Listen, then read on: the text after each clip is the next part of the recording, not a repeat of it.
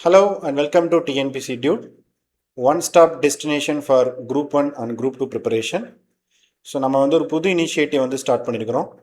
So group 1 group 2 ஆஸ்பிரன்ஸ்க்காக mains target பண்ணி நம்ம வந்து கரண்ட் அஃபேர்ஸ் நியூஸ் பேப்பர் பேஸில் வந்து நம்ம எடுத்துகிட்டு இருக்கோம். அது மட்டும் இல்லாமல் குரூப் 2க்கான ப்ரிலிம்ஸ்க்கான மெயின்ஸ்க்கான ஃபவுண்டேஷன் பேட்ச் வந்து நம்ம ஸ்டார்ட் பண்ணியிருக்கிறோம்.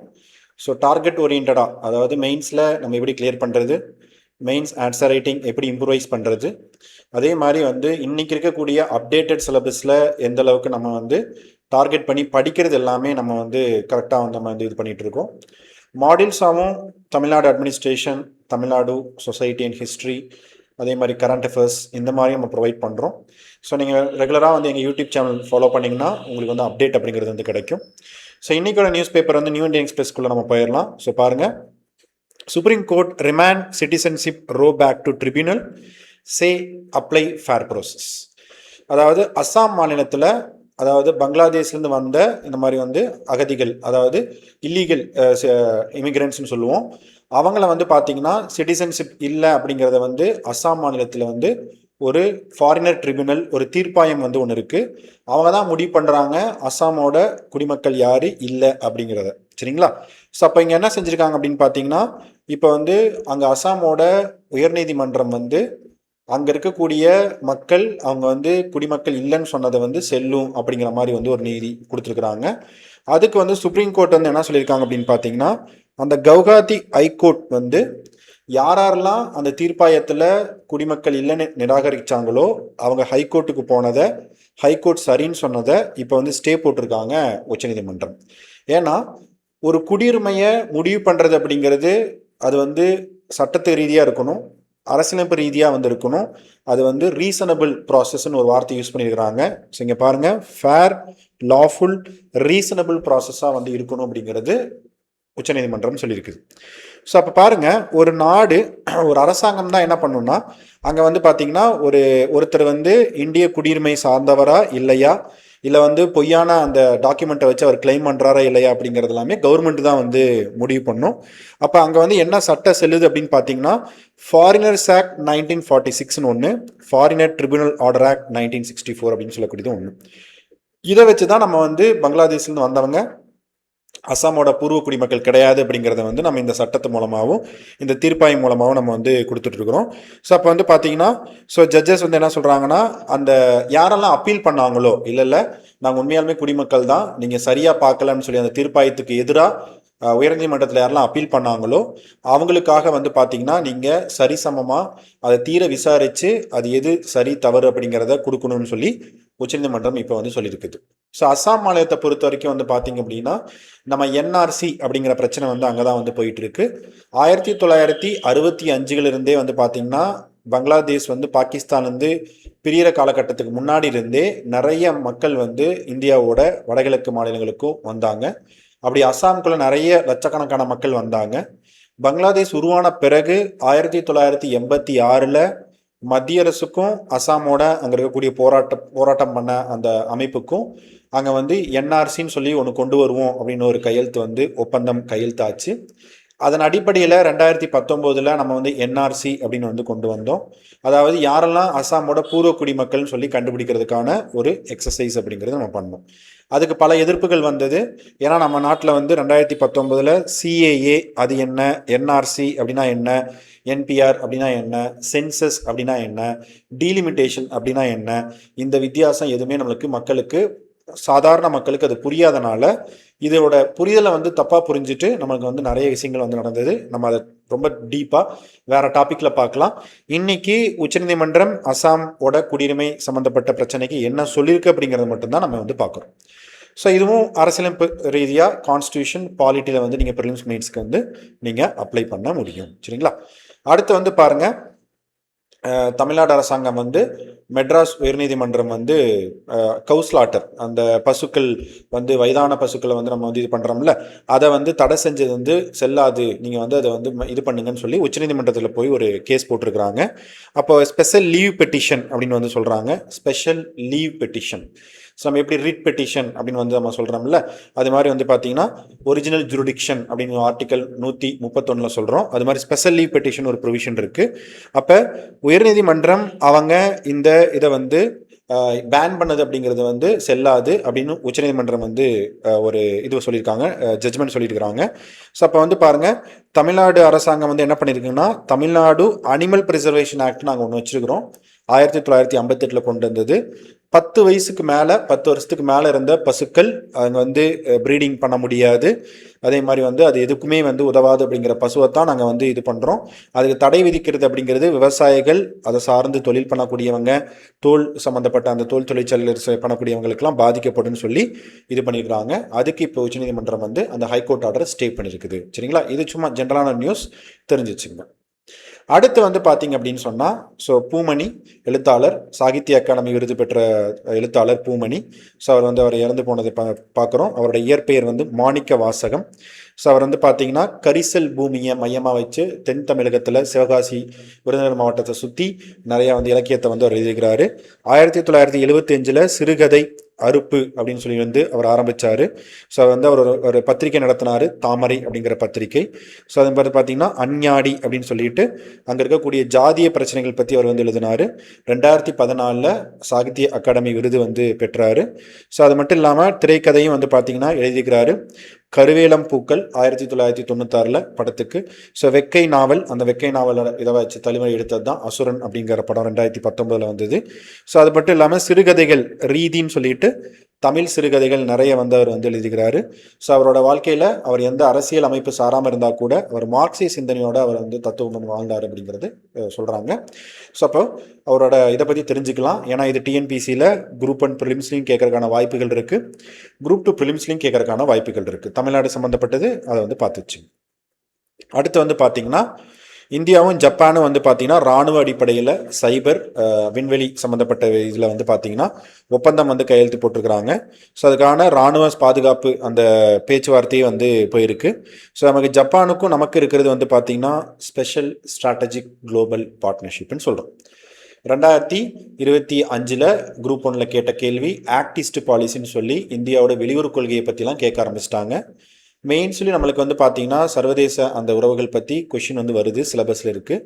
இப்போ இந்திய பிரதமர் ஆஸ்திரேலியா, இந்தோனேஷியா, நியூசிலாண்ட்லாம் போயிட்டு வந்தார். இந்த மாதிரி எதுக்கு போகிறாங்க, என்ன நடக்குது அப்படிங்கிறத பார்த்து வச்சுங்க. ஸோ இப்போ இந்தியா ஜப்பானுக்கு வந்து பார்த்திங்கன்னா நமக்கு வந்து மிலிட்ரி எக்ஸசைஸ் வந்து நடத்துகிறோம். ஸோ இராணுவ ஒத்துகை அப்படிங்கிறது வந்து நடத்துகிறோம். ஸோ அது மட்டும் இல்லாமல் இந்தியா இண்டோ பசிபிக்னு சொல்லக்கூடிய இந்திய பெருங்கடல், பசிபிக் பெருங்கடலோட பிராந்தியத்தில் சைனாவோட அந்த ஊடுருவெல்லாம் தடுக்கிறத பற்றிலாம் வந்து பேசியிருக்கிறாங்க. ஸோ அதனால் அந்த செய்தி என்னன்னு மட்டும் நீங்கள் வந்து தெரிஞ்சு வச்சுங்க. சரிங்களா. ஸோ அடுத்து வந்து பார்த்தீங்கன்னா so one nation one election, ஒரே நாடு ஒரே தேர்தல் அப்படின்னு சொல்லக்கூடியது 2029 கொண்டு வரலாம் அப்படிங்கிற மாதிரி ஒரு பேச்சுவார்த்தை வந்து போகுது. ஸோ நாடாளுமன்றத்தில் ஜாயின்ட் கமிட்டி ஆஃப் பார்லிமெண்ட்டோட தலைவர் வந்து இதுக்கு பிபி சௌத்ரி. எதுக்குன்னா இந்த ஒரே நாடு ஒரே தேர்தலுக்கான குழுக்கான தலைவர். ஸோ இந்த சட்ட மசோதாவை ஆய்வு பண்ணுறதுக்காக நாடாளுமன்றம் மூலமாக ஒரு குழு போடப்பட்டிருக்கு. அதுக்கு பேர் ஜாயின்ட் பார்லிமெண்ட்ரி கமிட்டி. ஸோ அந்த குழு வந்து பார்த்தீங்கன்னா கிட்டத்தட்ட 7 லட்சம் கோடி வந்து இந்தியாவில் வந்து திரும்ப திரும்ப தேர்தல் வருஷம் நடக்கிறனால செலவுகள் நடக்குது அப்படிங்கிற டேட்டா வந்து சொல்லுது. ஆனால் 2029 ஒரே நாடு ஒரே தேர்தல் நடத்தினா 2028 நிறைய சட்டமன்ற தேர்தல் நடக்க போகுது. கர்நாடகா மாநிலம், சத்தீஸ்கர், மத்திய பிரதேஷ், ராஜஸ்தான், அதுக்கெல்லாம் நம்ம என்ன பண்ண போகிறோன்னு ஒரு கேள்வி வருது.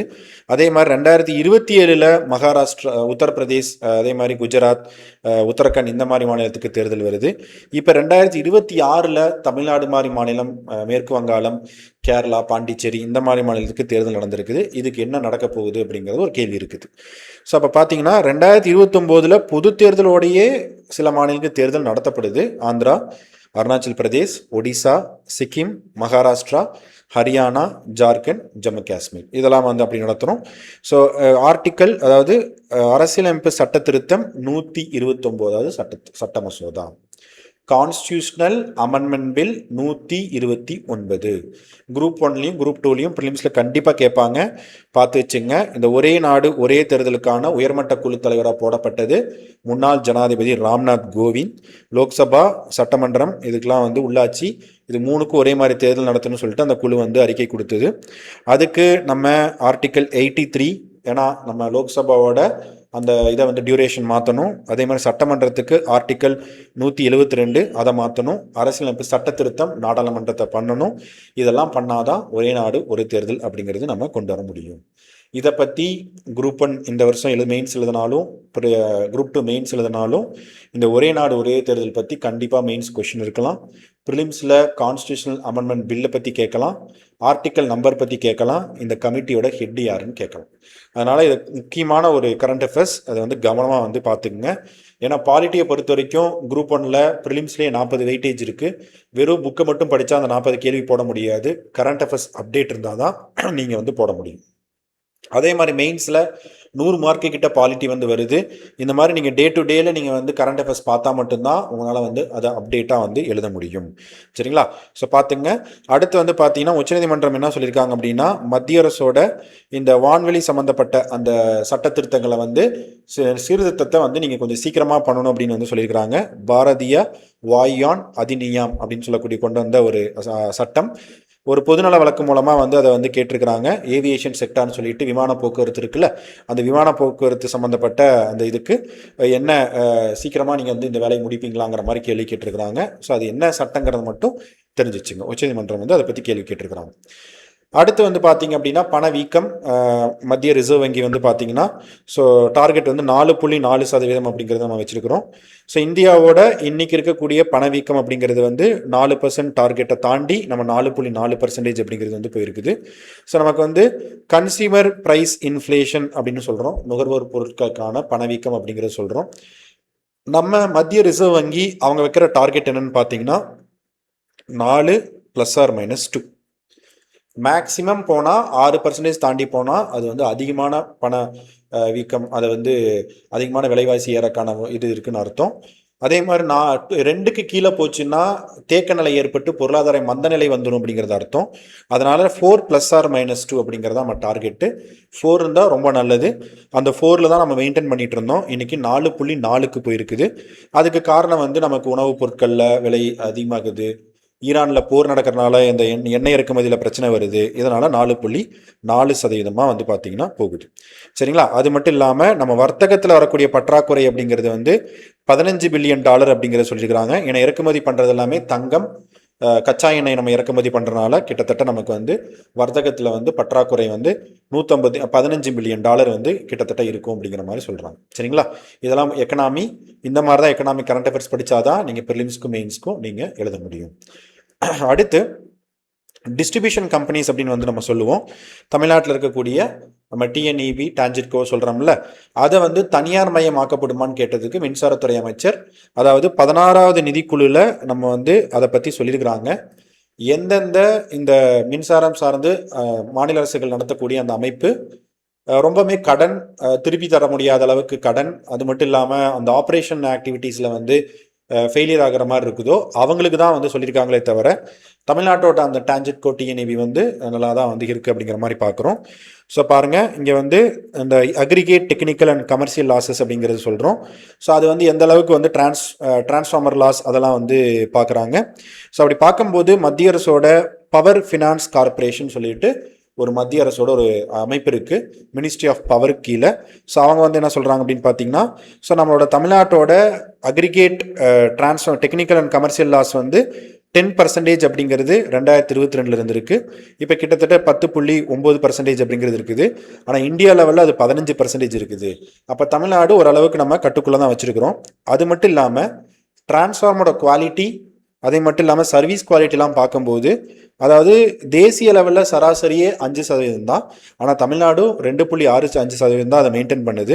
அதனால் அதுவும் நம்ம நல்லா தான் வந்து ஹெல்த்தியான பெர்ஃபார்மன்ஸ் தான் வச்சுருக்கிறோம். ஸோ அது மட்டும் இல்லாமல் நம்ம வந்து நிறைய விவசாயிகளுக்கான கொடுக்கப்பட்ட அந்த கரண்ட் அப்படிங்கிறது வந்து நிறைய வந்து காவிரி டெல்டா பகுதியில் விவசாயிகளுக்கு, மலைப்பகுதியில் ஜவ்வாது மலையில் கொடுத்துருக்குறோம். இதை பற்றிலாம் போட்டிருக்கிறாங்க. ஸோ அப்போ அந்த டிஎன்இபின்னு சொல்லக்கூடியதை வந்து தனியார் மையம் பண்ணணும்னு அவசியம் இல்லை அப்படின்னு மின்சாரத்துறை அமைச்சர் வந்து சொல்லியிருக்கிறார். சரிங்களா? ஸோ இதுவும் கிட்டத்தட்ட தமிழ்நாட்டோட பொருளாதாரம், தமிழ்நாட்டோட நிர்வாகம் சம்மந்தப்பட்டது. தெரிஞ்சிச்சுங்க. நமக்கு தமிழ்நாடு அட்மினிஸ்ட்ரேஷனில் ப்ரிலிம்ஸுக்கும் மெயின்ஸுக்கும் கேட்கறதுக்கான சான்சஸ் இருக்குது. ஸோ இப்படி தினசரி வரக்கூடிய செய்தித்தாளில், நியூஸ் பேப்பரில் ஆஸ்பிரன்ஸ்க்கு எது வரும், எது வேணும், எது வேண்டாம், எக்ஸாம் ஓரியன்டாக எப்படி படிக்கிறது, எதையோ நம்ம கரண்ட் அஃபேர்ஸ்னு சொல்லிட்டு ஒன்லைனராக படிக்கிறது கரண்ட் அஃபேர்ஸா இல்லை இப்படி ஆழ்ந்து படிக்கிறது தான் கரண்ட் அஃபேர்ஸா அப்படிங்கிறத குரூப் 1 குரூப் 2 படிக்கிற மாணவர்கள் நீங்களே வந்து அதை ஆய்வு செஞ்சுக்கோங்க. ஏன்னா நீங்கள் இனிமேல் இப்படி ஆழ்ந்து படித்தா மட்டும்தான் நீங்கள் காம்படிட்டிவ் எக்ஸாமில் சஸ்டெயினே ஆக முடியும். எனக்கு ஈஸியாக இருக்குங்கிறனால நீங்கள் ஏதோ ஒரு ஃபேக்ட் எடுத்து படிச்சிங்கன்னா உங்களால் வந்து சப்ஜெக்ட் நாலேஜ் உங்களுக்கு டெவலப் ஆகாது. ஸோ இப்போ குரூப் 2 நீங்கள் இன்ட்ரி போஸ்ட் நான் இன்ட்ரி போஸ்ட்லாம் டார்கெட் பண்ணுறீங்கன்னா நீங்கள் இப்போவே இந்த கரண்ட் அஃபேர்ஸை ஆரம்பிச்சிருந்துருக்கணும். நம்மக்கிட்ட வந்து ஒரு வருஷத்துக்கான கரண்ட் அஃபேர்ஸ் வந்து குரூப் 1க்கும் குரூப் 2க்கும் டார்கெட் பண்ணி நம்ம வந்து பேக்கேஜ் கொடுத்துட்ருக்குறோம். நீங்கள் அதையும் வந்து யூஸ் பண்ணிக்கலாம். ஸோ இல்லை அப்படின்னு சொன்னால் மாடியூல் வைஸாக சப்ஜெக்ட்டும் கொடுத்துட்ருக்கோம். நீங்கள் அதையும் பார்த்துக்கலாம். சரிங்களா? ஸோ இன்றைக்கி நியூஸ் பேப்பர் இதை பார்த்துருக்கோம். ஸோ நாளைக்கு நியூஸ் பேப்பரில் என்ன டாபிக்ஸ் வருதுன்னு பார்க்கலாம். தேங்க்யூ.